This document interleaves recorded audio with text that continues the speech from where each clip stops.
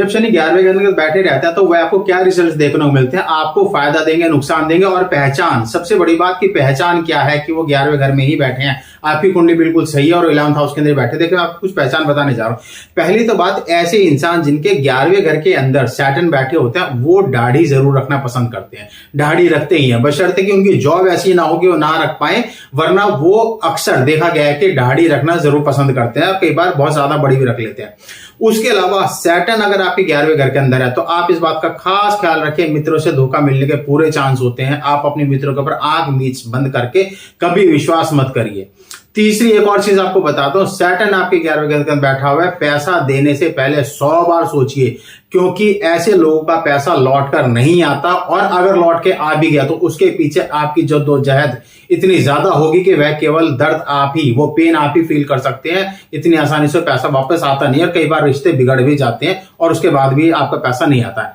दूसरी पहचान आपको बताता हूं, आपके भाइयों से आपके मतभेद हमेशा बने रहेंगे, आपकी पत्नी से आपके मतभेद बने रहेंगे, आप अपनी पत्नी से किसी बात को लेकर अनसेटिस्फाइड रहेंगे, अपने भाइयों के साथ भी किसी बात को लेकर आप हमेशा मतभेद के कंडीशन के अंदर रहेंगे। आपकी बहुत अच्छी बॉन्डिंग वहां पर अपने भाइयों के साथ या वाइफ के साथ नहीं रहती है। इसके अलावा एक और पहचान बताता हूं, अगर सैटर्न 11th हाउस के अंदर है तो या तो जिस वक्त आप शादी कर रहे हैं उस वक्त ही आपके ससुर होंगे ही नहीं, और अगर किसी से आपने शादी कर ली और आपके ससुर हैं तो कुछ सालों बाद आपको देखने को मिलेगा कि आपके ससुर नहीं रहे, उनकी मृत्यु हो जाएगी। ये बिल्कुल देखा हुआ और आजमाया है। उसके अलावा एक चीज और आपको बताता हूं, इस चीज को खास ख्याल रखिएगा और ध्यान से सुनिएगा। देखिए ऐसे इंसान जो कि 11वें घर के अंदर सैटर्न होता है, जब वो जड़ से अपना मकान बना रहे होते हैं तो अक्सर देखा गया कि उनके मकान का कुछ हिस्सा इनकम्प्लीट रह जाता है, घर के अंदर कुछ सरिये निकले रह जाते हैं, या घर का कोई पोर्शन के ऊपर वो प्लास्टर नहीं करवाते, मतलब कुछ हिस्सा इनकम्प्लीट रह जाता है। तो कोशिश कीजिए अगर ऐसा है तो उसको इनकम्प्लीट ही रहने दे, घर का कोई एक हिस्सा इनकम्प्लीट ही रहने दे,